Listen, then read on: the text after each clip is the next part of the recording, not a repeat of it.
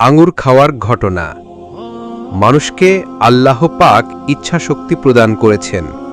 আল্লাহতে ফানা হয়ে যাওয়ার নামে মানুষ তার ইচ্ছা শক্তিকে অস্বীকার করে অনেক সময় ভুল করে থাকে।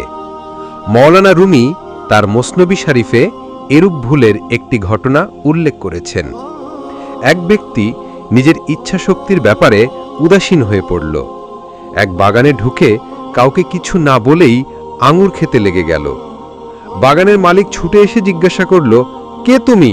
আমার আঙুর খাচ্ছ কেন?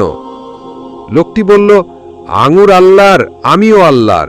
আল্লাহর আঙুর আল্লাহর বান্দা খাচ্ছে, এখানে তোমার আমার বলার কিছু নাই, বলে আবার খেতে লেগে গেল।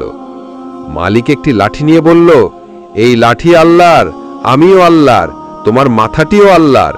সুতরাং আল্লাহর লাঠি আল্লাহর বান্দার মাথায় আঘাত করছে, এখানে তোমার আমার বলার কিছু নাই, বলেই লোকটির মাথায় আঘাত করতে লেগে গেল।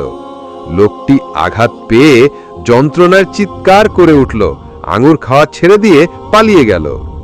বুঝতে পারল সে একটা বড় ভুল করেছিল। মানুষ তার ইচ্ছাশক্তির সঠিক প্রয়োগ না করলে দুনিয়া ও আখিরাতে ভয়ানক ক্ষতিগ্রস্ত হয়।